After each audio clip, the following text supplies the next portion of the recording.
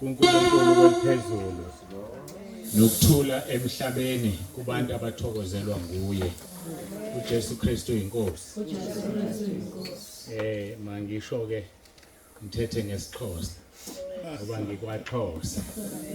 Uzuko kuThixo enyangweni uxole emhlabeni inkolelo ebantwini. uJesu Kristu inkosi. Ufuna ngithi uYesu Kristu inkosi.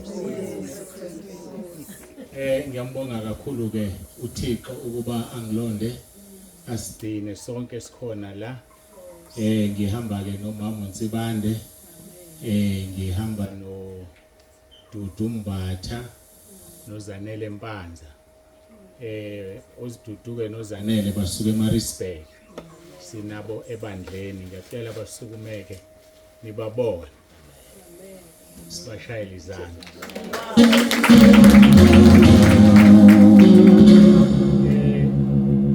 Simbonga kakhulu uNkulunkulu angibingeleleke ngibulise abefundisi bonke abakhona onyawonke omama befundisi obaba intombi nezinsizwa omama umphathi ohlelo siphathele kahle uhlelo nosishayela kahle insimbi zethu ngiyazi lento yami ngathi nomsindo noma nginciphisiwe la angazi ukuthi kwenzakalani noma ipowerful kakhulu unomsindo khona wona uhlohlozayo. Ngijabulile kakhulu ke ukubona uTata uSiko. Ufake ngapha. Oh. Okay, senze. Oh, okay. Yayazi lento yayisiyathula. uTata uSiko ke ngidinga ukuba akangazi kahle uyangazi usemshangela xesha likabhesha. Oh uyangazi impela sasikunye kwaMetropolitan iChampion yangapha siyayazi kakhulu sasithi njalo masihlangene sixelelwe ngaye ukuthi uTata uSiko wenze lokhu nalokhu ehlale yaphesheya ayike nami ngenxa yokubukela kuyeke ngadina ngiyile kanye phesheya noma so siyabulela kakhulu sesihlangana ngapha kuThixo apha ngo ebomini obunguna phakathi siyambulela kakhulu uThixo. Ngizizwa ngisekhaya ke uma ngila eMthatha cha sifika okokuqala la eMthatha sadina le ngase ngakafika eMount Frere sadlula eMount Elif nale bhodi ekhomba konke abankulu khona umngcwabo esasinawo sengikhohliwe igama lelali saphinda sashadisa khona 2013 I think no 2014 ukudlula kumuntu azofika la eMthatha hayi ngiyaqala noMthatha bengicabanga ukuthi mncinci ufana noLundi kanti idolobha elikhulu. Siyambonga kakhulu ke uNkulunkulu. Ngicabanga ukuthi ke kufanele ngichaze ukuthi ke ubani ubaba uNsibande. Nimfake enkingeni kodwa unokuzola nithi akangethuli. Ngibonile ukuthi naye uyabona ukuthi unenkinga unokuzola manje. Cishe ngazi ngathi hayi ngiyekeni mhlaliseni. Wenza into eright wavela wafakaza ngaye that was good. Yeah wenze kahle. Ngisebenzile ke kwaMetropolitan wasesishilo ke over 21 years. Ngayeka ke ngo 2019. Uma ngiyeka ke ngo 2019 ngayekiswa nguThixo. Ngangade ngisebenza eMpumalanga. eMpumalanga ke ngiwu area manager we understand ke le language uTata uSiko. Indlela engangihlezi ngayo eMpumalanga ngangingayithandi eMpumalanga province. Unalomkhuleko ngangakholwa, cha bengakholwa nje. But there was this prayer njalo mangilala. Ngithi Thixo ngenza ibumba esandleni sakho ubumbe lento oyifunayo. I don't know why ngangikhuleka lo mkhuleko, but every day ngangiwukhuleka. Ngiye eMpumalanga ngo 2006.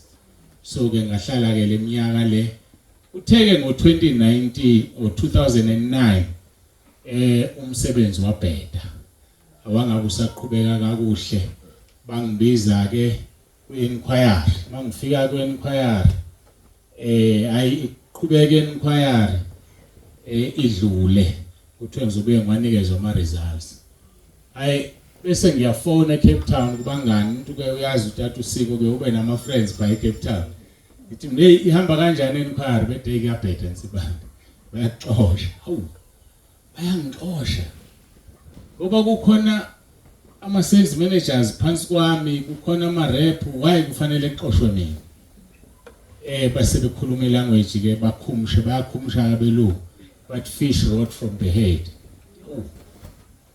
kanti ayothixo semsebenzini ayibese ngithi mina no iminyaka yami siyavuma nginikezeni ipension yami ngihamba angifune ukugxothwa apha thatha imali yami ngiyeke 2010 uyophela one day ebusuku uYesu wangibiza wanginika izinto eziwu4 number 1 wathi ngakhela ibandla lami ungagijimisa imali ngegama lami mina Jesu njengoba abantu begijimisa imali okwesibili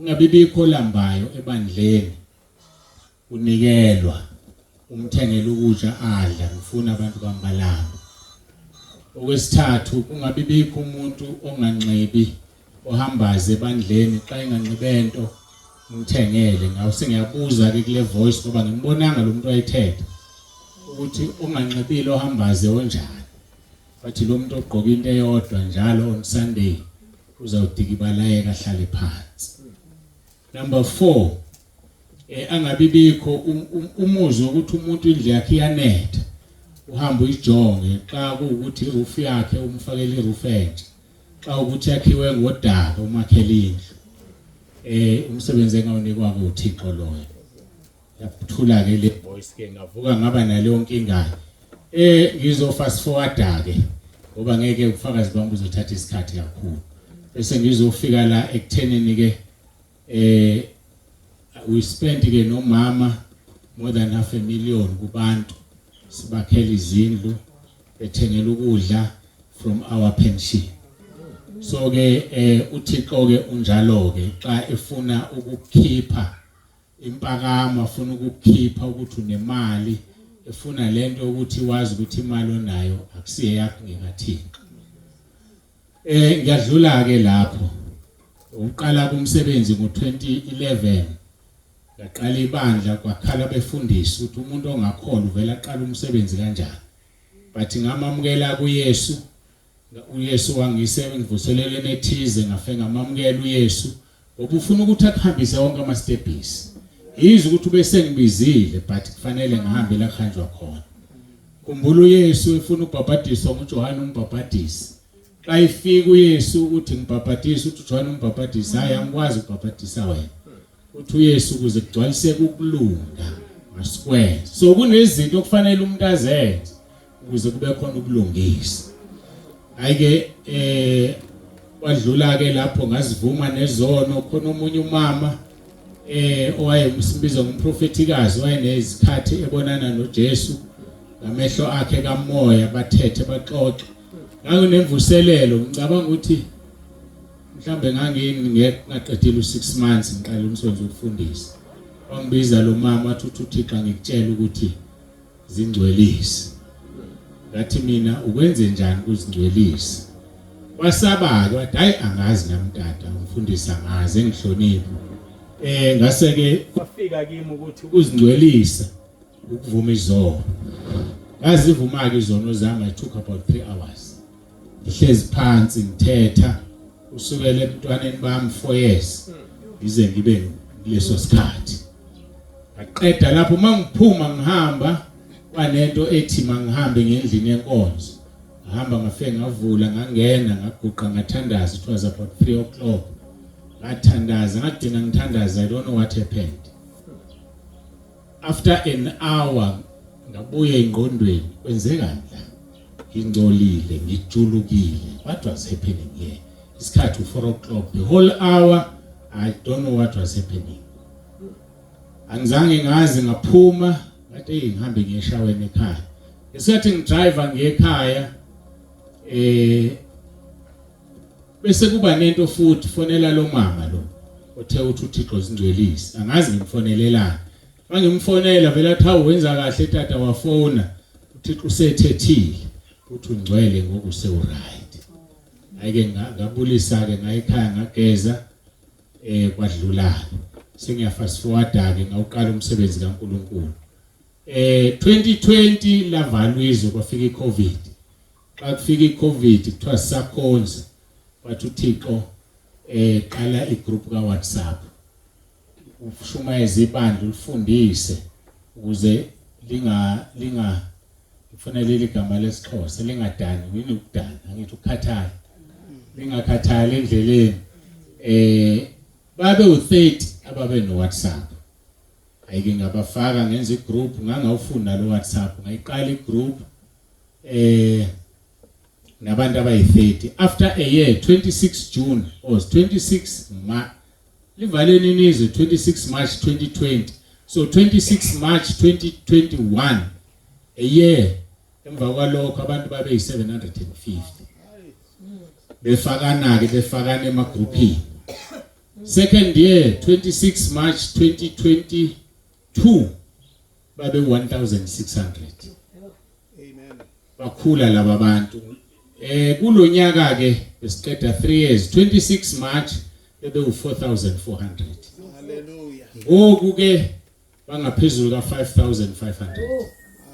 so ke wona umsebenzi ke odala ukuthi sibe la eMthatha uThixo ke xa ekunika umsebenzi akaxeleli ukuthi uyaphi uzawuphelaphi uthi yenza lento wathi kuAbraham phuma ezihlotsheni zakho phuma ezweni lakini uhambe uye la ngizokukhombisa khona wayingazi ukuthi kwenzakalani so nami bengingazi ke namhlanje ngisemthatha le group inabantu aba more than 5500 every day kufanele ngifake intshumayelo njengoba ngibeke le phone la mangiqeda la ngifaka ku WhatsApp bakhona bayilindele bayazi ukuthi ngila bayakhuleka leke ka YouTube siqale this year ngena ku YouTube wathi uNkulunkulu esingene ku YouTube so ke le ithathu YouTube ngenxa ye network yala ke ngekho right ngizokulangiza ngizoyithola khona bese ngiupload ayikho live so ke nane benila nishintshana la nizawuzibona ke ku YouTube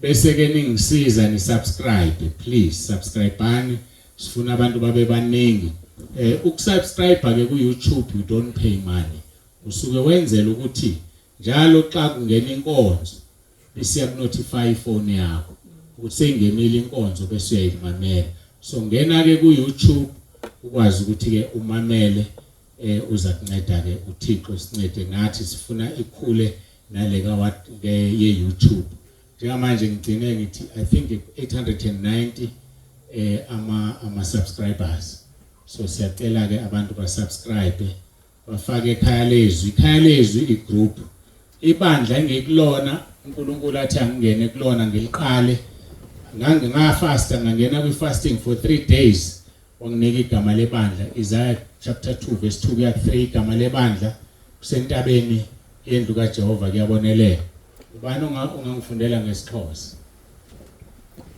ngifundela ngesixhosa Isaiah chapter 2 oh yebo yilo lesixhosa lelo baba Isaiah chapter 2 verse 2 and 3 verse 3 ivision yebandla verse 2 igama lebandla entabeni yendlu kaJehova kuyabonelela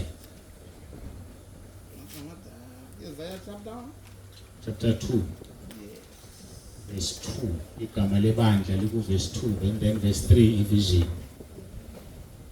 chapter 2 verse 3 verse 2 oh verse 2 2 Madika Isaiah prophet chapter 2 1 2 1 2 chapter 2 verse 2 ke kaloku kuyakuthi ekupheleni kwemihla indaba yendlu kaYehova ivelele ezinxotsheni zazo iintaba izongamele iinduli zibe ngumsinga ukuya kuyo yonke kuyo zonke inhlanga. Verse 3 ke ivision yebandla.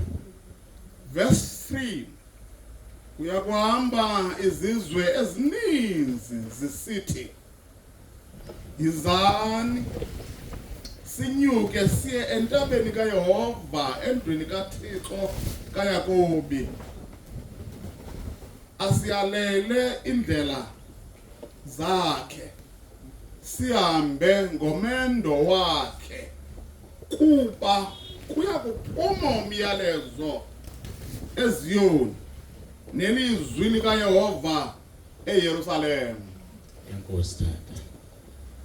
Yona ke vision yebandla siyambona kuNkulunkulu eyenza njengoba izizwe eziningi ziyakhona entabeni yendlu kaYehova siyabona kuyenzeka.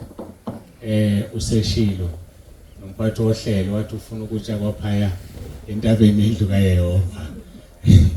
Ikuseyiyo ke leyo vision. Thixo wanginikeza ke leli gama lebandla. Mina ngangiku fasting nje for 3 days. Kwafona umunye umama eDurban wanika amavesi ayi3 wathi tata uNsibanda uthi Thixo ngikela amavesi. Xa ke ngingaqala ngoIsaiah elinye uMika chapter 4 verse 1 and 2 ayafana ke uMika chapter 4 verse 1 and 2 ngathi kwenziwe i-copy and paste. So ngathi xa ngifunda kuIsaiah chapter 2 verse 2 and 3 kwaba ngathi mangiqala ngifunda kwaba nezwi elikhulu phezulu lalifunda leli iBhayibheli. Malifunda bese liyathula ku verse 2 lathi yilo ke igama lebandla lelo uthi uyalifunda sengikunikeza lona. So ke ngiyabonga ke siyazi amabandla mayiqala aqanjwa ngesingisi English. Mina ke isiZulu noma isiXhosa noma eyiphi language eneBhayibheli igama lebandla likhona. So ke siyambonga kuThixo kakhulu.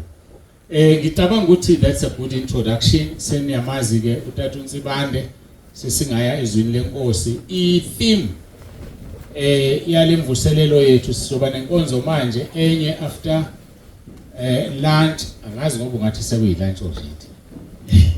Enye izoba ke ngomso bese sibuyele emuva inkonzo nje zi3 kuphela. I-theme ke ithi umoya oyingcwele, Holy Spirit. Kema nithandaza ngithi inkosi ngizawufika ngithini eMthatha. Wathi thetha ngami abantu abandazi. Abamazi umoya oyingcwele ukuthi unguThixo. Ngizawufika uthethe ngami. So ke umsebenzi onzima ke loyo uthetha ngomuntu odale ihlabathi. Uthetha uthini ngalomuntu njalo. Bathi ke kufanele nithethe ke egameni lika Yesu. Ngiyacela ukuthi ke ngithandaze bese siyezwini lenkosi kwizenzo zabapostoli chapter 5. Baba egamelwa lelizwi izenzo chapter 5 sofunda verse 3 no 4. Verse 3 no 4 siphendula umbuzo othi ngubani umoya oyingcwele? Ngubani umoya oyingcwele? Asisho ukuthi uyini because he is a person. Umoya oyingcwele ngubani? Izenzo chapter 5 verse 3 and 4.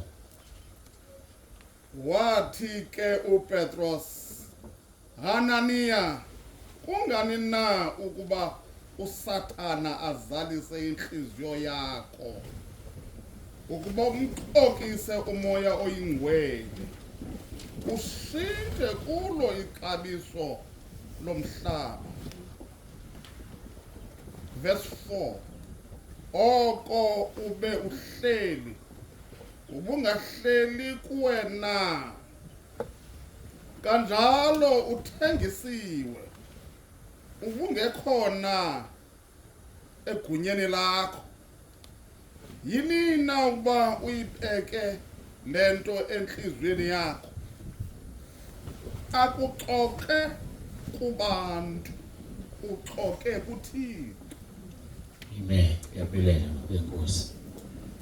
Leli verse ke liqala nje liyasitshela ukuthi umoya oyingcwele unguThixo. Xa eqala lapha ku verse 3 uPetros ekhuluma uthi Hananiya, kungani na ukuba uSathana zalise inhliziyo yakho ukuba umxokise umoya oyingcwele ushinte kulo ixabiso lomhlaba. Xa usufika ekupheleni kaverse 4 akuxoke kubantu uxoke kuThixo. So umoya oyingcwele unguThixo. Into yokuqala leyo okufanele siyazi ngengizwe kabantu athi umuntu unicela undikhulekele uthandaze ukuba uThixo angene kumo. Uxolo umoya oyingcwele angene kumo. Zimbili izindlela umoya oyingcwele ongena ngayo kumuntu. Number 1 esithole ezweni uThixo uyamfaka umoya ongcwele ngexesha lakhe xa ibona umuntu equalify ukuthi umoya ongcwele ungene. Siyakhumbula lapha kwizenzo zabapostile chapter 2 emva kokuba bekhulekile abafundi for 10 days ngePentecoste uThixo wamdedela umoya ongcwele wangena. NakuHananiya uCornelius ngiyaxolisa uCornelius ngexesha eshumayela uPetros lithi izwi lenkosi wathi eshumayela uPetros wabeva bethetha ngezilimi. uThixo uyena wamfaka umoya ongcwele ngexesha lakhe ngoba umoya ongcwele unguThixo. Bese kuba khona leli xesha la kukhona abapostoli bekubeka izandla umoya ongcwele ungene. But ngifuna ukuyibeka lento ukuthi umoya ongcwele njengomuntu nabo abapostoli abanawo amandla okubeka izandla ungena umoya ongcwele ngoba unguThixo. Umoya ongcwele uyazikhethela abona ukuthi ngiyangena kulomuntu noma ngingena. Noma ubani ngisho uPaul ngakubeka izandla uPaulos athi ngena umoya ongcwele akanakungena xa wena ungakulungelanga ukuthi ungene umoya ongcwele. So ngifisa ukuthi siqaleke le nto siyazi ukuthi umoya ongcwele unguThixo. Ungumuntu wesithathu ebuthathwini bunye bukaNkulunkulu. He is the third person of the Trinity. Usebenza kunye noNkulunkulu Baba noma ke uNkulunkulu bawo noNkulunkulu uNyana. God the Father and God the Son, and they are of the same essence. uNkulunkulu bawo noNkulunkulu uNyana noNkulunkulu uMoya Ongcwele bazimele ngamunye but bamunye futhi. Abasebenzi imisebenzi yabo ayifani. They are co-equally God, meaning they are all the being of God. And abaphili ngokuhlukana. Ngesimamelo abaphili ngokuhlukana omnye komunye. They do not exist independently one from the other. Awukwazi ukususa oyedwa kwababili bese uthi usenguye noNkulunkulu ochazwa iBhayibheli. Xa usumsusile omunye, it's not the same God. So you cannot remove one of the three persons of God and still have God as revealed in the Bible. Ingakho ke siqala sithi uthi umoya oyingcwele unguThixo. Uthi uPetro kuHananiya kungani ukusathana azalisa inhliziyo yakho ubumqokisa umoya oyingcwele ushinte kulo ixabiso lomhlaba. Ngoba xa uqoka noma uqokisa phambi kwenceku kaNkulunkulu awuqokisi leyo nceku, uqokisa umoya oyingcwele. Awuqokisi umoya ongcwele, uqokisa uThixo uqobo lwakhe. Athi uYesu kuMatthew chapter 12 qala lapha ku verse 31 athi umuntu ehlambalaza umoya oyingcwele akanakuthethelelo kuleli nakwelizayo. So kufanele sazike ukuthi xa umi phambi kwabantu uthi umoya ongcwele uthi kanti uyaxoka uzivulela umnyango wesihogo ngoba awusoze wathethelela. Umuntu okungafanele uxoke ngaye uthi uYesu ungamhlambalaza uNkulunkulu uTata ubawo uthethelelwe, ungamhlambalaza uNyana uKristu uthethelelwe, but lo hlambalaza umoya oyingcwele akanakuthethelelwa kuleli nakwelizayo. Ngakho ke kufanele siqonde lonto umoya ongcwele akusiye uNkulunkulu esidlalela kuye xa umuntu efuna ukudlala. Ngive ke kwamanye amabandla asukume nje mhlawumbe omunye umuntu lokhu uphethe uhlelo bese kususa mhlawumbe umama othize webandla athi bazalwane uthi umoya ongcwele nginitshela ukuthi masithandazeni kunomoya ombi apha. Angisho ukuthi ku wrong lokho, but xa eqoka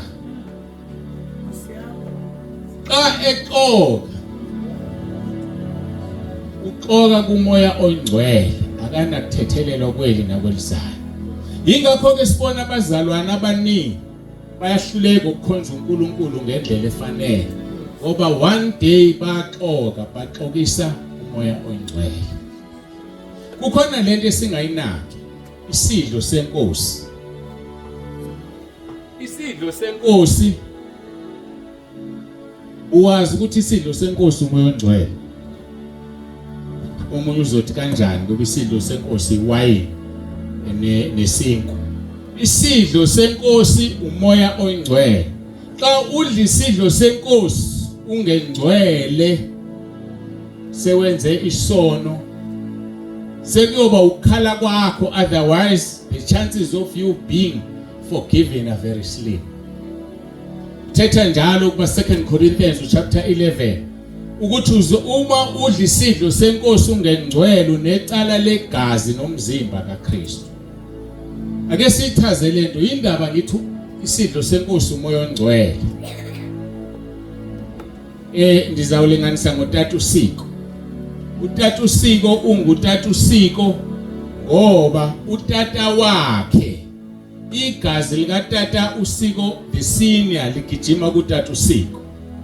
Akunjalo? Sonke singabantu igazi lotata bethu lilakuthina.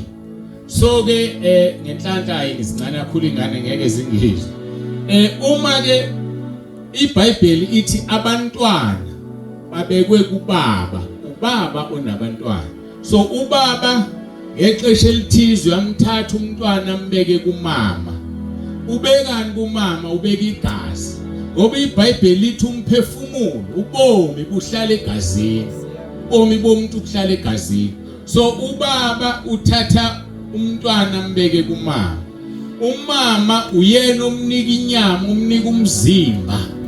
Kuthi after 9 months abesephuma esengumuntu. So ke siyabuya ke ngoku ngithe umoya ongcwele.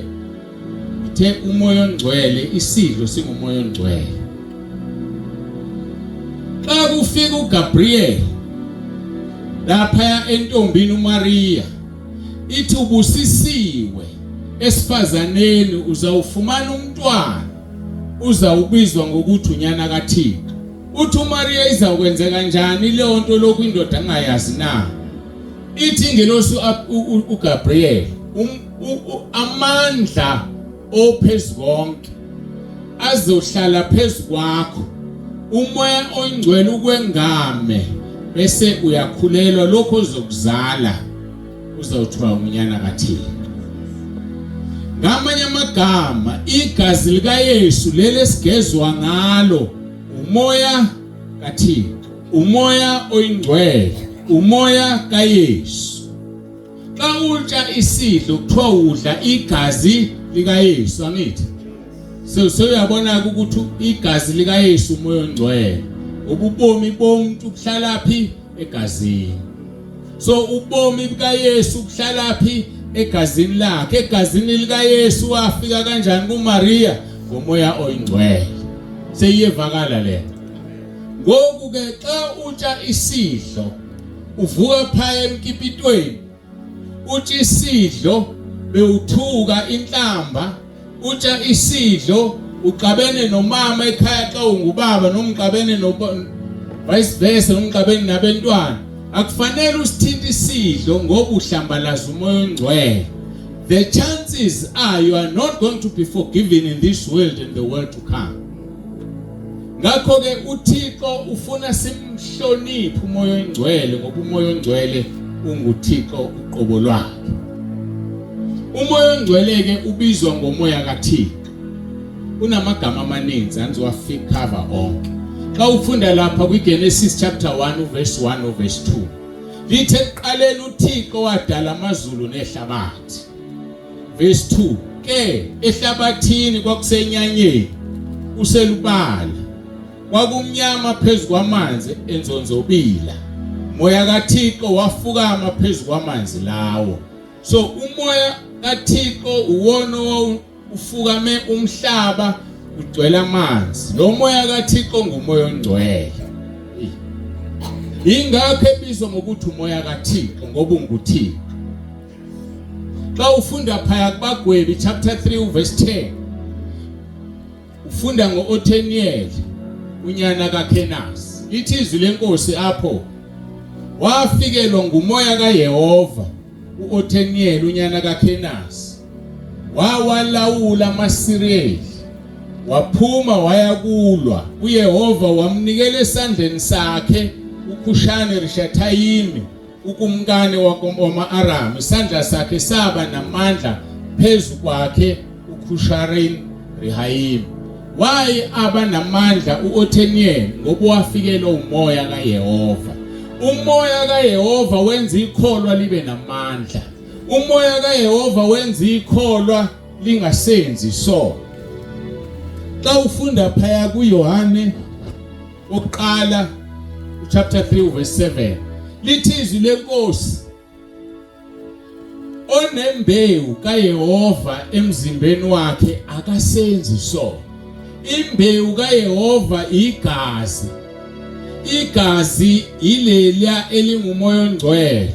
So umuntu onembewu kaYehova akasenzi isono. Ngoba imbewu kaYehova ihlala phi? Ihlala kuye phakathi. Ngakho ke umzalwane, umntwana kaNkulunkulu ozibiza ngegama lokuthi ungumntwana kaNkulunkulu uyalawula, unamandla ngoba umoya kaYehova uphila kuyena. Umoya oyingcwele ubizwa ngokuthi umoya kaThixo. Siyithola leyo nto kulo leli verse ukuthi ungumoya kaThixo. Lithi lelizwi Othniel esefikelwe ngumoya kaYehova wakwazi ukulawula amaSiriyeli. Umfundisi onomoya kaThixo uyakwazi ukulawula or control ibandla noma belikhulu kanjani. Ngike ngibuke le group le. Le group ngoku ikhaya lezwi abantu ama-participants are more than 5,500.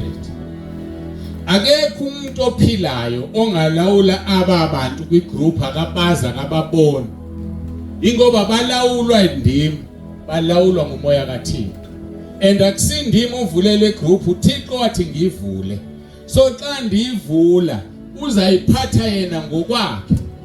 Cha mina kufanele ngenze lento ayifunayo, ngivuka ekseni ngo3. You won't believe it, every day ngivuka ngo3. Xa ndiwuvula uWhatsApp ngizawuthola ama messages not less than 50. And ngesuku elinye ndithetha nabantu an average of 200 people kule group le.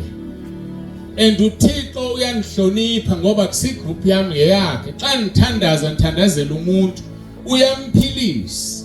And akaphiliswa ndimi, uphiliswa nguye. But mina ndinikwa izinto eziwu2 qha ukuze umuntu aphile. Eyokuqala kufanele umuntu amvume uYesu Kristu ukuthi uyinkosi ngoRomans chapter 10 verse 9. Wathi ndingamkhulekela umuntu xa umuntu engazange amvume uYesu.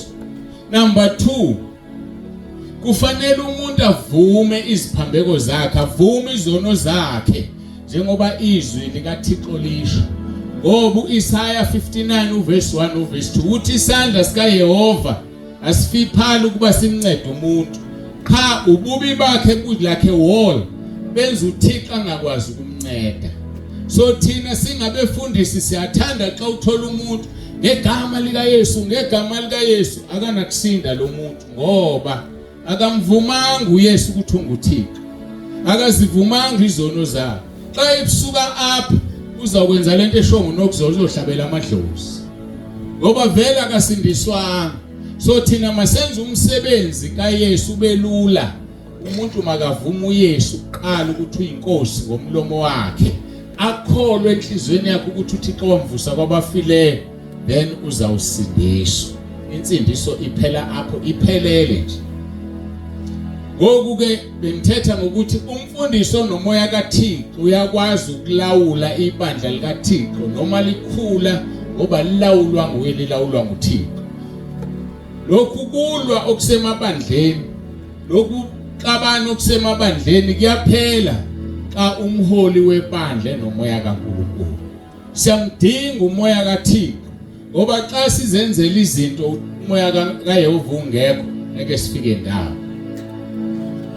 Umzalwane onomoya kaYehova uyakwazi ukulawula nenjani na situation. Ayikho isituation emoyisayo. Xa unento ekoyisayo, ask one question. Do I have the Holy Spirit? Do I have the Holy Spirit? Ngoba xa une Holy Spirit, akukho nenye situation ezakuhlula. Ongenayo umoya ongcwele wahlulwa isono nezinkinge. Kodwa ngeke zikwenzele ukuthi inkinga xa unomoya kaThixo. U-Othniel enithethe ngaye wanqoba ikumkani yama-Aram ngoba waye nomoya kaThixo. Siyanqoba xa sinomoya kaThixo. Mara umoya kaThixo awuhlali apho kungcole khona. Umoya kaThixo awumfuni umuntu ophile esonweni. Inkosi uYesu ehlanganisene nabapostile bakhe wabathethela ngelithi mabangahlukani neYerusalem, mabalinde idinga likabawo awathetha naliva ngaye. uYesu wabaxelela ethi ngokuba uYohane okunene wabhabhathiza ngamanzi, kodwa nina nakubhabhathiswa ngomoya ongcwele kungekabi kade emva kwezinsuku. Ngakho ngamanye amagama uYesu ebaxelela ukuthi mabangahlukani neYerusalem. Namhlanje iYerusalem indawo yakho othandaza kuyo. Vile thetha la umphathi ohlelo ethi umthandazo sisikhali benyanisile. Xa ungahlukane nomthandazo uzoyisa izinto eziningi. There will be no problem that will stand before you. Thetha kanjalo lapha kuYoshua chapter 1 verse 5. Uthi uThixo uYehova Yoshua njengokuba nganginaye uMose ndizawuba nawe, akunamuntu ozama phambi kwakho. And kunjalo inyani leyo xa unomoya kaYehova kunamuntu ozoma phambi kwakho. Sivile ukuthi lemvuselelo beyihlaseleka ngendlela emangalisayo, kodwa namhlanje ikhona. And abantu abaninzi kwelihlabathi bangakabani abakaSathane. Andikhathazeki mina ukuthi itente inje. It's because I know ukuthi ngiphethe ivangeli eliphilayo. uSathane akanakuvuma abantu bayensindisweni efanele. So wena okhona la, consider yourself lucky and ulenze ivizwi likaThixo. Ngoba lapha kuYohane chapter 12 verse 48 lithi izwi lenkosi uthi uJesu anginakunahlulela, angisena kunigweba, but izwi endilithethe kuni lona eliza kunigweba. Ngoku ke uSathane akanakubaletha abantu bakhe apha ngoba uyazi bazawugwetshwa ngale nkonzo nangezinye izinkonzo. Ngoku ke kufanele thina singabi ngabalivayo kuphela izwi lenkosi sizikhohlise, sizigqokise, masilenzeni izwi likaThixo. Uthi uYesu lapha kuYohane chapter 7 verse 38 okholwa njengokusho kwesibhalo ezibilini zakhe noma esiswini sakhe kuyogobhoza imfula yamanzi aphilayo, amanzi obovu. Ngoku siyamdinga umoya oyingcwele. Umzalwane ongenamoya ongcwele ufana nenkukhu. Uyayibona inkukhu le xa uyinqamula apha useyidedela, iyagijima for some few minutes, hamba izishayisa ngoba ikhanda lenjani alisekho. Ngoku ke nomzalwane ongenayo umoya ongcwele ukhuzwa apha kuthiwa musuyenza lento enzele, musuyenza lento, problem umoya ongcwele akekho. And akanakuhlala umoya ongcwele xa lo muntu lo engasivumanga izono zakhe. Akanakuhlala umoya ongcwele xa lo muntu engamvumanga uYesu. Yayazi power esekuvumeni uYesu. Abantu abaningi abayazi power. Uma uya lapha esiphambanweni nqamlezo uthola izelelesi, ngazi ngesixhosa kuthiwa izini. Izelelesi ezithu. Esesinye sithi xa unguThixo, unguKristu, yehla phezulu enqamlezweni esiphambanweni uzisindise nathi usindise. Lo munye uthi hayi lo akanacala, thina sila ngoba sinjani sinecala. Abesethi Yesu ude ungikhumbule xa ufika kwikumkani yakho. Uthi kumbuzo lesiselelesi sasimvuma uYesu ukuthi uyini uyinkumkani. Wena xa ubotshiwe usetilongweni usejele ni 3 ungakwazi ukubona ukuthi one of you is the king. It's not easy. But lesiselelesi sambulelwa njengo Petros ethi uYesu kubona ethethe. Abantu bathi ndingubani lapha ku Matthew chapter 16. Abantu bathi ndingubani na? Bathi abapostoli, abanye bathi uEliya, abanye bathi uJeremiya. Wayesethi uYesu, nina ke nithi ngingubani na? Wayesethi ke Petros, wena ungunyana kaThixo, unguKristu indodana kaThixo. Wathi uYesu, akukho nyama negazi ekuchilelele onto, bathi uThixo ezulwini. So ke kubiza ukuthi iselelesi uThixo asichilele ukuthi lo muntu obethelwe nesiphambanweni unguThixo. Savuma iselelesi sathi Jesu ungikhumbule xa ufika embusweni wakho.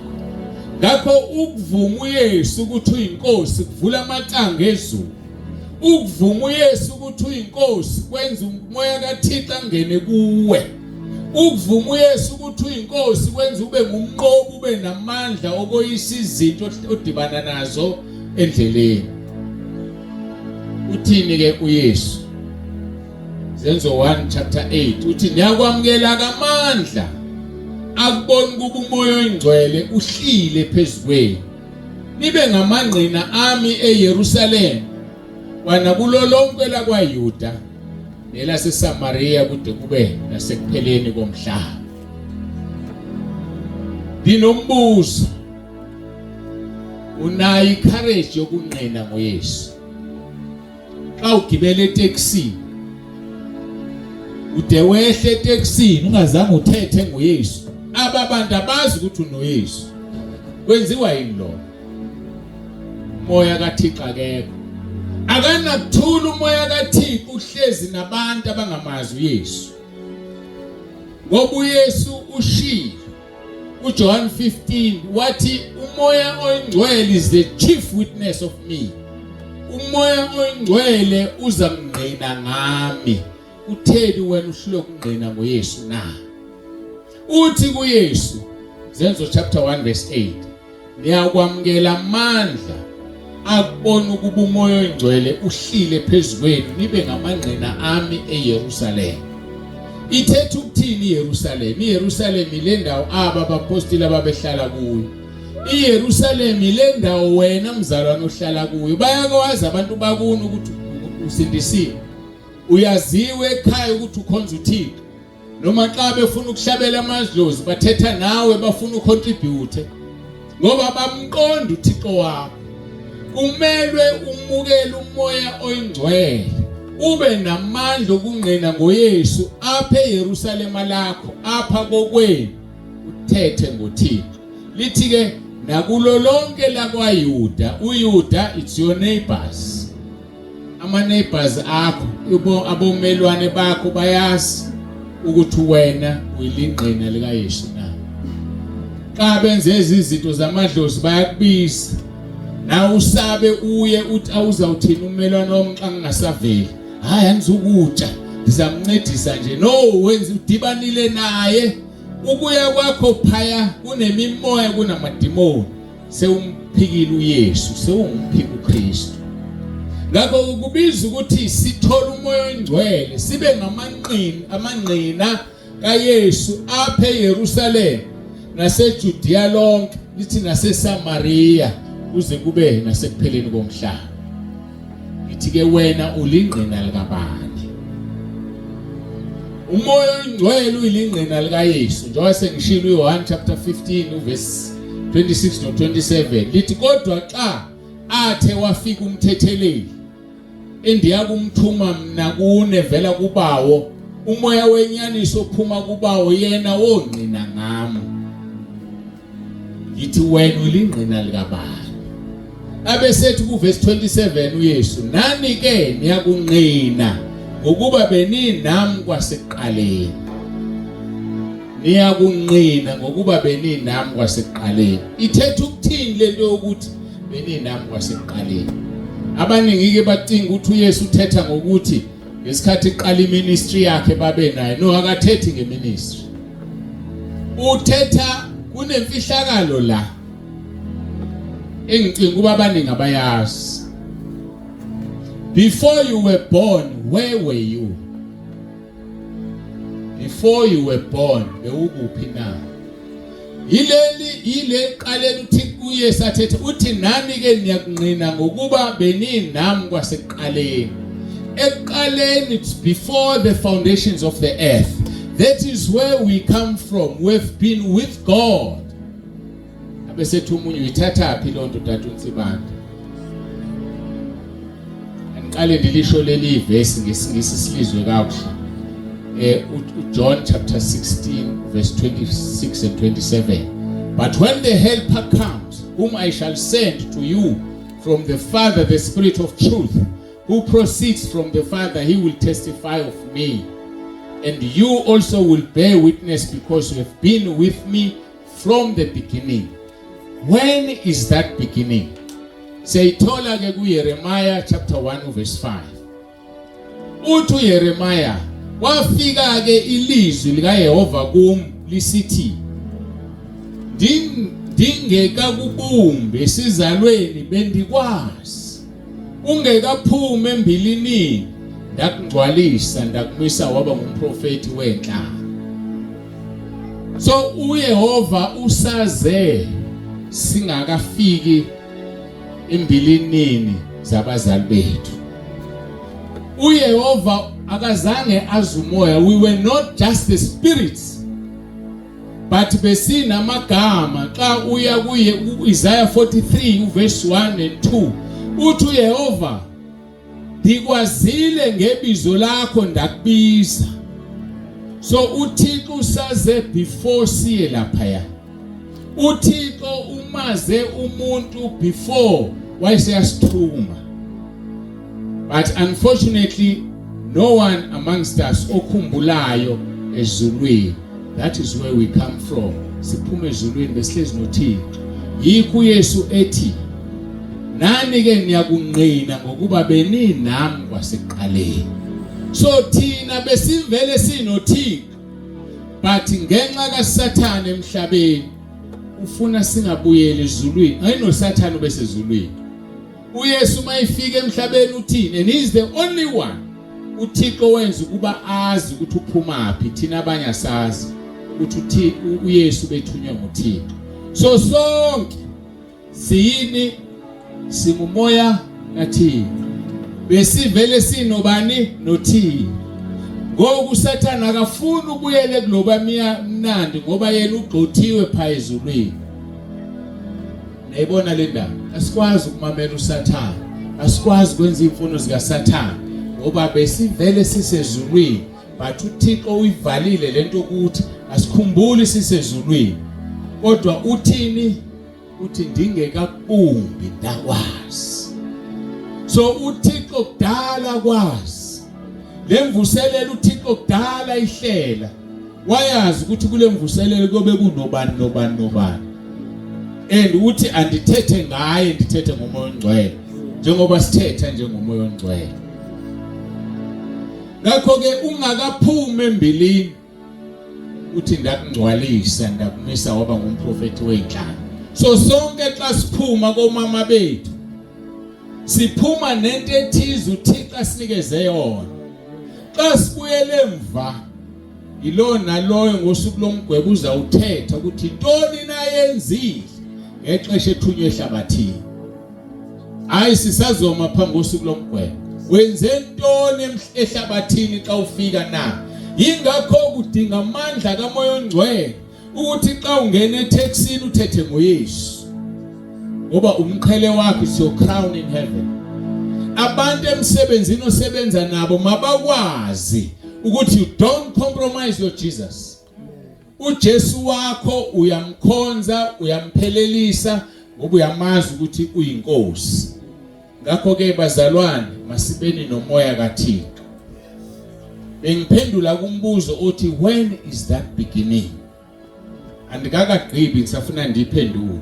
xa uYesu ethetha ngosuku lomgwebo lapha kuMateyu chapter 25 verse 31 kuya 34 angizuyifunda yonke. Uthi uYesu xa ke athe wafika unyana womuntu esebuqaqawulini bakhe enazo zonke izithunywa ezingcwele ngelo xa uyakuhlala phezu kwethrone yobuqawuqawuli bakhe zihlanganiswe phambi kwakhe zonke inhlanga abahlula abanye kwabanye njengokuba umalusi ezahlula izimvu ezibhokweni.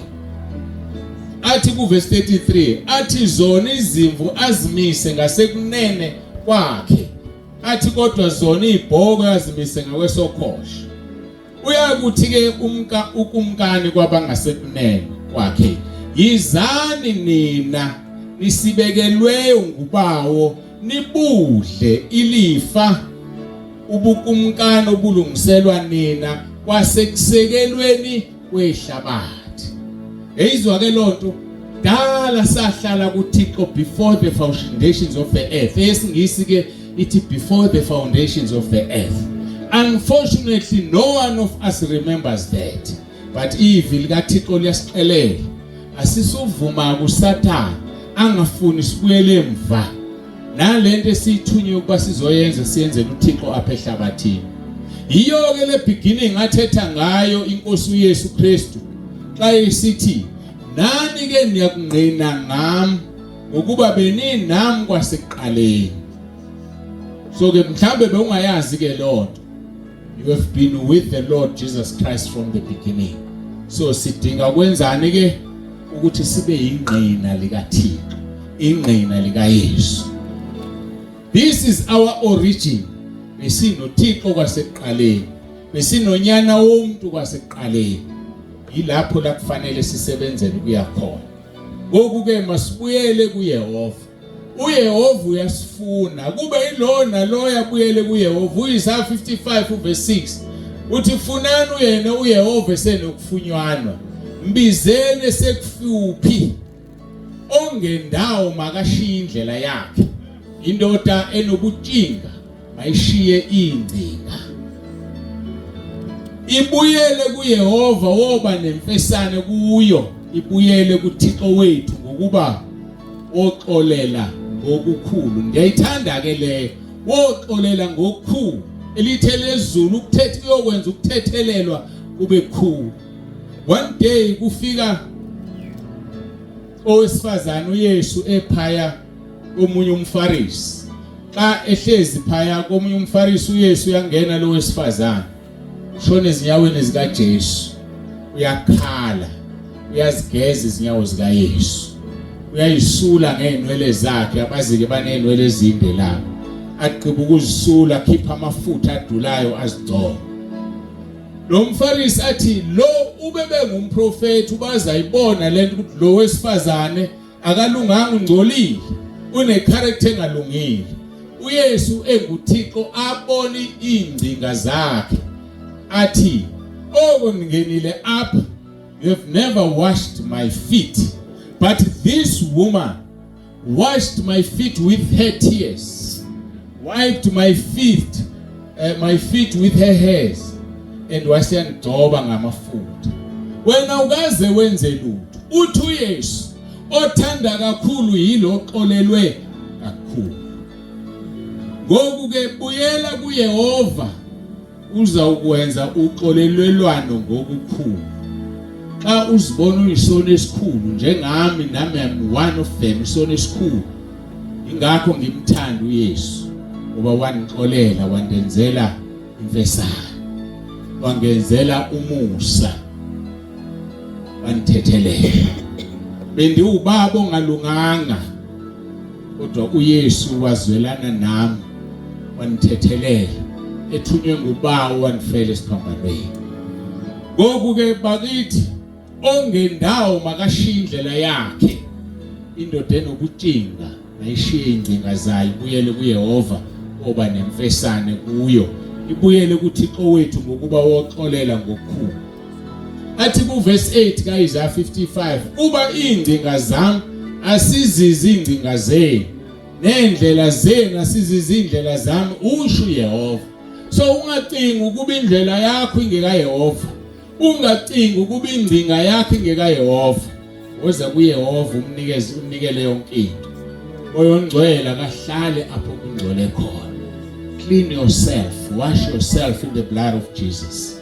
Uyamfuna umoya ongcwele, hamba ekukhanyeni. Hamba ekukhanyeni. Uthini uYohana? 1 John chapter 1 verse 5 kuya 10. Ngifuna simamele kakuhle lento. Ndizayifunda ndiyincenge kancane. Uthi ku verse 5, lulo ke udaba esilvileyo kuye esimtshela lokuba uThixo ukukhanya akukho bumnyama uye nakanye. But ngifuna ukubuyela ekuqaleni uthi lulo ke udaba esilvileyo kubani? uYesu.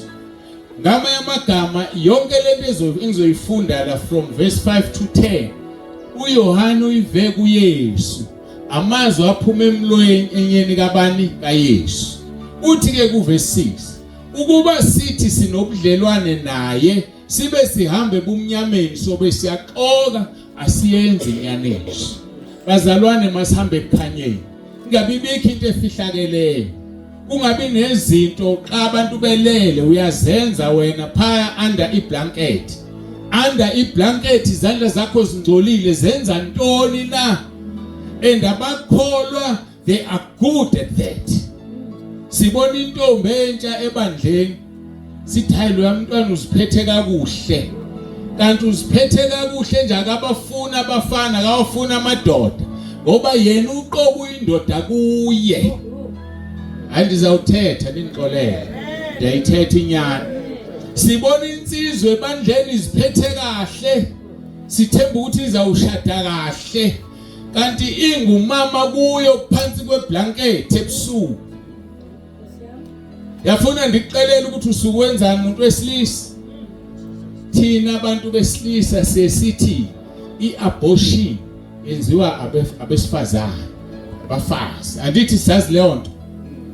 Xa ufunda uGenesis 38 ufunda from verse 6 to 10 izwi lenkosi lithi kwakukhona indoda uYuda enonyana abayi3. uYuda wamthathela ufirstborn umfazi. uYehova wamshaya wambulala ngoba akenzanga kahle. Asisixelele isono salonyana lokuqala kaYuda. Kwakunesiko ke angazini isiko ngesikhosi ngicela kuyafana. Kwakunesiko kwaYuda. Isiko okay. Kwakunesiko kwaYuda elithi i-firstborn will always be a firstborn because the firstborn is an heir.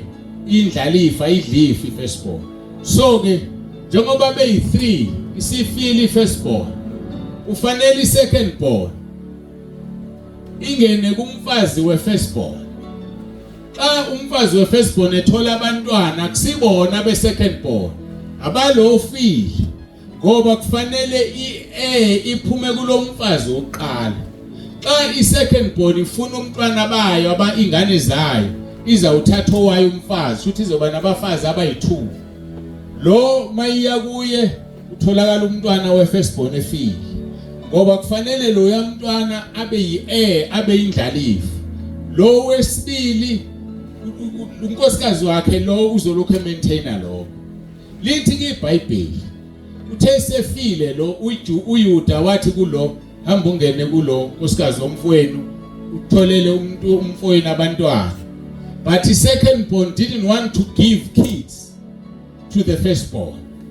Xa eya kuye lithizwi xa kufanele ukuthi athele phaya athithela ngaphandle. uYehova wathukuthela yamthukuthelisa lonto. He got angry and he killed the second son just because akazange afuna ukunikana. Lento ithetha ukuthi ithetha ukuthi xa sisebenzisa iCondom we are killing the kids, the children. Xa uya kumuntu wesifazane bese yena enzi family planning you are busy killing the kids. Thina sicinga ukuba wesifazane wenzani iabortion. No. Iqala phaya kowesilisa.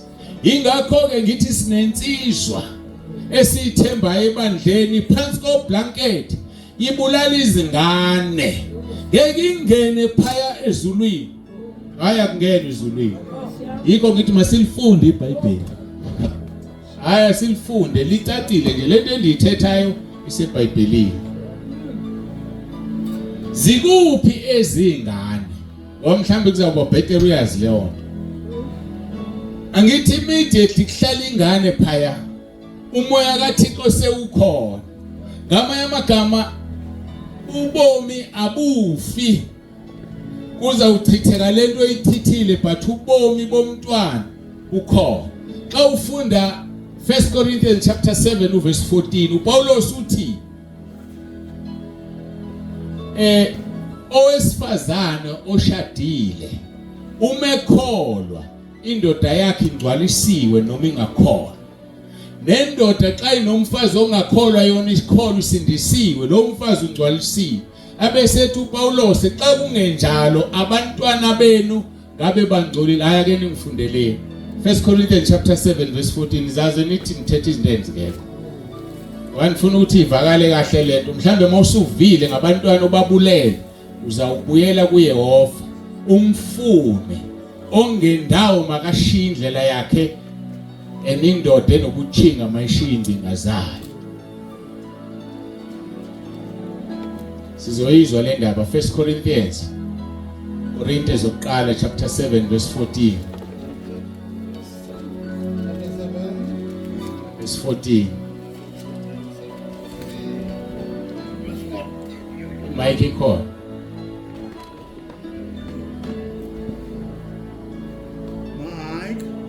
beze bayikhohla befundisa mambe vele umbambele sondeze emlonyeni uyibambe imfundise umuntu omdala lo mwedini kuba ndinga bonke abantu verse 14 1 Corinthians chapter 7 verse 14 verse 14 kuba indoda leyo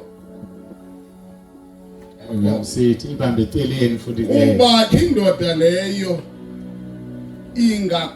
ingakholiwe ingcwalisiwe nguye umfazi nomfazi lowo ungakholiwe ungcwalisiwe indoda yiyo indoda okanye abantwana benu ngebeba mazinqambi kungoku ke mangcwele enkosi baba ijulile kodwa ngizayicacisa xa indoda ingakholwa wena mama ukholwa indoda ingcwalisiwe ngokukholwa kwayo ithetha ukuthini le nto akangazuvela ngene ezulwini and ngimbona uthi xa yenza mhlambe le ndoda one day iza kungena kwi-car accident ingafi ingene phaya esibhedleleni bese uyafonelwa wena mama uthi afika ithi indoda ndifuna umfundisi ndifuna unyawonhle umlando unyawonhle xa ifika unyawonhle ithi indoda ndifuna umvumo uYesu imvumo uYesu igqiba umvumo uYesu ishona ifa loyo ndoda yezulwini ngenxa kaMama ngeke uThixo uyalenza izwi lakhe xa wena mama ukholwa indoda ingakholwa isela utshwala le ndoda izawugcina ezulwini mususuka wena uwe bese una ungakholwa ngoba wena uzayisindisa le ndoda ngokunjalo ke nendoda but ngijahe inganeni ngoba sikhuluma ngabantwana lithi nabantwana bangcwele ngenxa yabazali ithetha ukuthini le nto namba abazali abawuthuma ubaba nomama bathola umntwana one day bayakholwa labantu first day umntwana ezaliwa vele afe lo mntwana ezulwini because of the parents abakholwayo but xa bengakholwa boyi2 bazala umntwana afe one day uYesu hogweni lo mntwana because of the parents now ndibuya kwezingane ke ezibulawayo angithi kusuka abantu belalile kungafanelanga bengashadanga ngithi so ezizingane ke ze abortion nayo yonke into aziye ezulwini zesihogweni but ngoba ixesha lazo lokuya esihogweni belingakafiki zila emkhathini ziyasebenza, zisetshenziswa uSathane. Le mshade wayebhidlikayo ezizingane zamakhondomo. Angithi xa ababili beshada bengakholwa, lo intombi iqale yaqoma lo mfana nalo mfana nalo mfana, nomfana naye wadlula kule ntombi nale ntombi besebenzisa ikhondom, family planning and so on.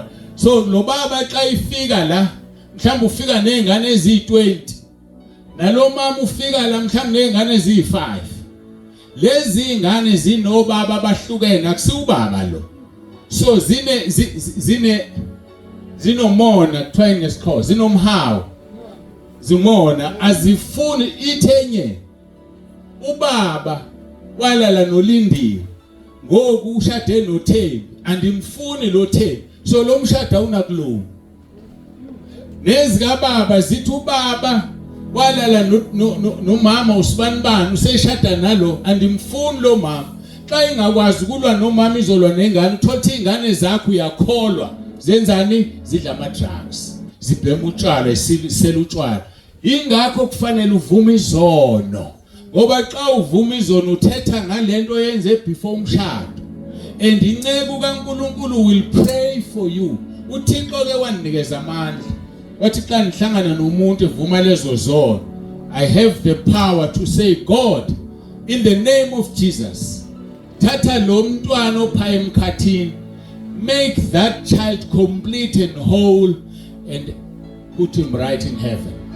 Ukuze angabalelwa kuwe, ngoba awusoze ungene ezulwini ushiya ingane yakhe ezogweni ingazange yenze so. Hayi fanele uyiveka kuhleleyo. Ngeke ungene ezulwini abantwana bazokuvimba. Mama wandikhipha ungakashadi. Baba wenza leyo nto wayenza phansi kwengubo ebusuku. Ucinga ezulwini awusoze. How bendikholwa mina? Yebo bewukholwa, but you are not going there ngoba mina ngikho.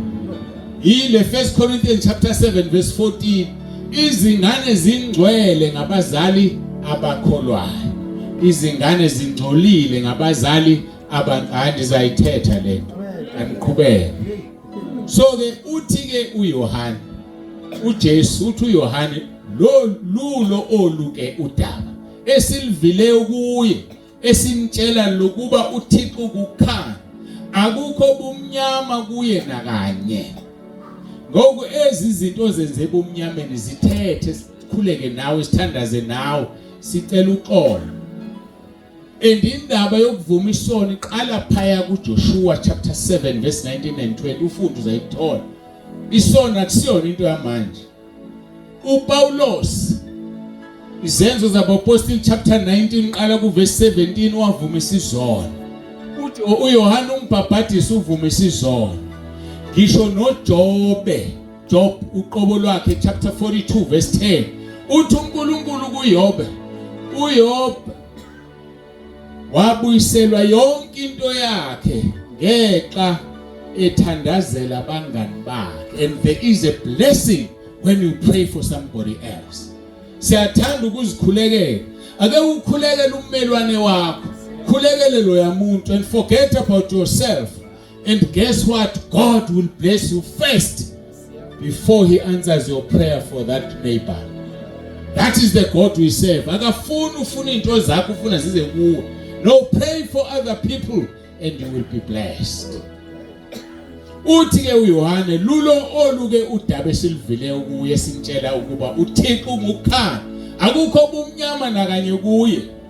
Verse 6, ukuba sithi sinobudlelwane naye sibe sihambe bumnyameni sobe siyaxoka asiyenze inyaniso. Mamela uverse 7, ke ukuba sihambe ekukhanyeni njengokuba yena esekukhanyeni soba sinobudlelwane omnye nomnye, lithi negazi lika Yesu Kristu unyana wakhe lisihlambulule kuso sonke isono. Xa uwasha impahla awuwazi ukuwasha impahla ngesandla esi1, akunjalo? You need the second hand. Uthi verse 7, ke ukuba sihambe ekukhanyeni njengokuba yena esekukhanyeni soba sinobudlelwane omnye nomnye, lithi negazi lika Yesu Kristu unyana wakhe lisihlambulule kuso sonke iso. Igazi lika Yesu alisebenzi kumuntu oyiwanga. Hayi aningivanga.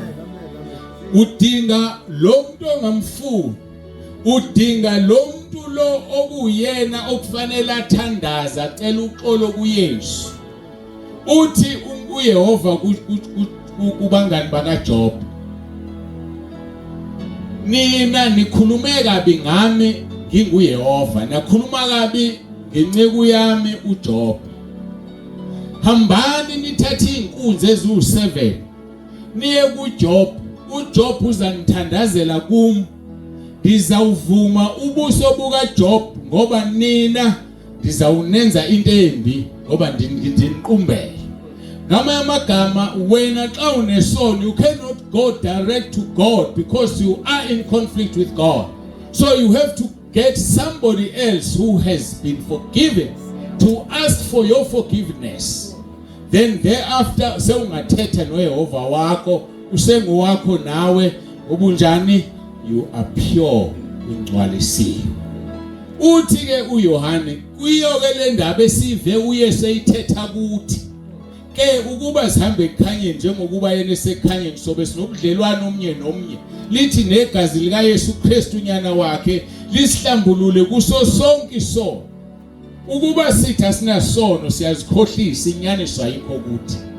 Ukuba sithi sizivume izono zethu, uthembekile ulilungisa ukuba sixolele izono zethu asihlambulule kukho konke ukungalungi.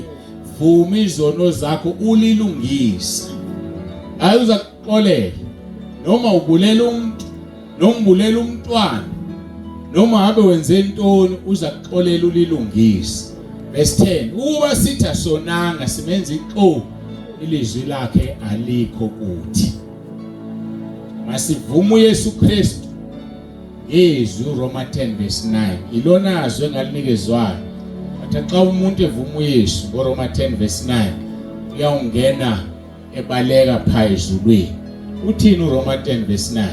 Lithi ngokuba xa uthe wamvuma ngomlomo wakho ukuba uyinkosi uYesu, wakholwa ngenhliziyo yakho ukuba uThixo wamvusa kwabafileyo, wosindiswa. Ayilula insindiso. Vuma ngomlomo wakho ukuba uThixo nguYesu. Ingakho ke uzawuthola abantu abasekhaya lezwi bethi uYesu Kristu inkosi. Xa sithetha leyo nto senzani? Sivuma uYesu ukuthi uyinkosi. Xa sivuma uYesu ukuthi uyinkosi senzani? Siyasindiswa each and every moment. uYesu Kristu inkosi. Uthi kuRoma 10 verse 9, ukuba xa uthe wamvuma ngomlomo wakho ukuba uYesu Kristu ngomlomo wakho ukuba uyinkosi uYesu, wakholwa ngenhliziyo yakho ukuba uThixo wamvusa kwabafileyo, wosindiswa. Verse 10, kuba umuntu ukholwa ngenhliziyo ukuze abe nobulungisa, avume ngomlomo ukuze asindiswe. Uverse 10 ke loyo explain uverse 9. Ngoku ke mina xa ngibiza uThixo, wathi ke xa umuntu esindiswe ephenduka, mtshela akhule kuRoma 10 verse 9, atsho emva kwami sikhule kuRoma 10 verse 9. Phaya ke ekhaya lezwi abantu baninzi, uNkulunkulu ke ungenze ngibanikeza lemthandazo lo, umuntu uvume wedwa ngoba kune voice yami asho emva kwami ishegulu. Seke kwavusa umuntu ofile, omunye wangena, bayafakaza abasekhaya lezwi. Every evening sifaka ufakazi ukuthi ummelwane wakhe eyisishonile ingane, sithule bamthatha ummelwane wakhe athi asambe, bafike enganeni, bakhule kuRoma 10 verse 9 bobabili, babeka ifoni la, ndathetha efonini, basho boyi2, ngaze bayiphinda 3 times, ngane yavula amehlo kwathi mangalo dokotela. uRoma 10 verse 9 is so powerful. Is so powerful. Uye loqoqa abantu sebe more than 5,500 and ndiyacinga ukuba ngabo 2027 ya usabe sigrithile u10,000 ngoba uThixo usemsebenzini. So ke abanye bazawubuza kutheni uthumela ivoice note, bakhuleke ngevoice note, abakhonzi mina and ngihlala ngibasho ningangikhonzi. It's because I am praying the word. The word is always alive. So manje xa ndikhuleka izwi, ngisho ngithi ngenze example xa ndingawa ndiyosela utshwala ndifebe ndenze yonke into embi but lo yamkhuleko osekhaya lezwi people will still be healed because they are not healed by me but they are healed by the way. So lo mkhuleko ke ngiuthumele mningi bayasizakala bayakhuluma abantu vusa abantu ekufeni xa umuntu ene-stroke xa umuntu enayo yonke into uyasinda ngoba yodwa into endiyithetha ekhaya lezwi uThixo akasiyena umfundisi. So masiyeke leyo nto ukuthi xa ndifuna into athi nje umfundisi angithandazele hayi diliza lolu donga lwezono then uzawuziyela kuThixo. uThixo akasiyena umuntu, uThixo ngowehlabathi. Xa engowehlabathi ihlabathi kufanele libuyele kuThixo limfuna uThixo esenokuthola then you will pray and be answered. The problem is sin. Sin is like a wall. So let us destroy that wall by confessing our sins. And we don't confess our sins to anyone just because he's a preacher or he's a reverend or whatever. But kunabantu Thixo abagcobile. Njengoba endifundisile kade ngithetha ngale nto uzawuthola ukuthi omunye umfundisi akayazi lento ukuthi ubulala abantwana xa wenza family planning. And nokuthi ukhuleka njani ukuze lo mzalwane angene ezulwini kufuneka ngiqale ngingenise lo mntwana owabulawayo. Ithi Nkosi ngegama lika Yesu mphilise umphelelise ukungenisa ezulwini ukuze lo muntu ovuma lesisono akwazi ukungena ezulwini. Ayijulile indaba okuvuma izono. You don't just confess sins to anyone but to those people who have been anointed by God. That is the end of my first session for today. Ngicela ukuba xa ekhona abanye bazohamba ufuna ukukhuleka lo mkhuleko awukhulekwa abantu abangakholwa, ukhulekwa umuntu ofuna ukusindiswa every minute because sidinga ukusindiswa ukuze singene phezulwini. Ezulwini akungenwa ngesivili. Ezulwini akungena ukuthi ngina 20 years ngasindiswa. I know ungena ngokuthi kwangoku uhlanziwe ngegazi lika Yesu na. Kungakho uYesu ethi abokuqala bayoba ngabokugqibela, abokugqibela bayoba ngabokuqala. So if uJesu engabuya manje azolanda ibandla lakhe, will you be raptured or you will be left behind? Cela usukume sikhule kuRoma 10. Mina ke I am lucky because always ndiyamkhuleka kuRoma 10 verse 9 ndenzele lo muntu ondilandelayo. So mina I always pray Romans chapter 10 verse 9. So ukhulekwa inoma ubani. Noma una 10 years usebenza, 10 years ukhona, but you need to pray Romans chapter 10 bese uyamazi umfunde. Ishingane yakho kunengane ezingaphasi esikoleni. Ivele ndithi nanku umkhuleka itshela ikhuleka uRoma 10 verse 9 ivele ukhuleka ingane ivele iphasi esikoleni. Ngoba amadimoni lawa adala lezi izingane zingaphasi. Idimoni alifuni into enhle. Hayi masikhulekeni bazalwane. Sisukume sikhule kuRoma 10 verse 9 sonke abathandayo kumkhuleka. Inkinga esinayo ke uThixo unguThixo. Ubona inhliziyo. Baye bazame abanye bangirobhe bangafuni ukusukuma. Bamkhule kuRoma 10 verse 9 behlezi phansi. Hayi awunakunceda uThixo uyakubona. Usukumeni simhloniphe sikhuleke loyo othandayo. Ngicela sivala amehlo siphakamise izandla. Nkosi Yesu, ndiyavuma ngomlomo wami ukuba uyinkosi. Ndiyakholwa ngenhliziyo yami ukuba uThixo wakuvusa Nkosi Yesu kwabafileyo. Ndiyakhuleka egameni lakho Nkosi Yesu ukuba unisindise. Amen. Ngicela ukukhuleka ke nje sisamile. Baba egameni lenkosi yethu Jesu Kristu ngiyakhuleka namba abantwana bakho sebekhulekile uRoma 10 verse 9. Ngiyacela ukuba ubangcwelise wenze uverse 10 wakho. Uthe ukuba umuntu uyavuma ngomlomo uyasindiswa. Ukholwa ngenhliziyo kube ubulungisa. Ngiyakhuleka Nkosi ngiyathandaza kube bonke ababantu asebevumile kube ngukulungiswa ngegama lika Jesu Kristu ophilayo. Yenza Nkosi indumiso 103 verse 5 apho uthe usuthisa ukulangazela komuntu ngokuhle uyabaza abantwana bakho ukuthi intoni abayidingayo yalokhu kuphila kwalapha ehlabathini. Suthisa kube yilona loyo ngokuhle, wenzele igama lakho uzuko. Ndiyakhuleka ngegama lenkosi uYesu Kristu waseNazaretha. Busisa kube yilona loyo sukumile manje. Isandla sakho sihlale phezu kwakhe. Wenza indumiso 139 verse 5. Othe umuntu wakho uyamzungeza ngaphambili nasemuva. Ubeke isandla sakho phezu kwakhe. Zungeza ilona loyo nama families abo angekho apha. Ba protect ubabiyele, wenzele igama lakho uzuko. Ngegama lika Yesu Kristu waseNazaretha siyacela, uYesu Kristu inkosi. Amen. Siyabonga kakhulu sesifikile emaphethelweni. Xa uYesu engabuya ngoku, hayi man, xa engabuya ngoku siyemka sonke. Sigqibile, ngiyabonga. Uyisela kumphathi wohlelo.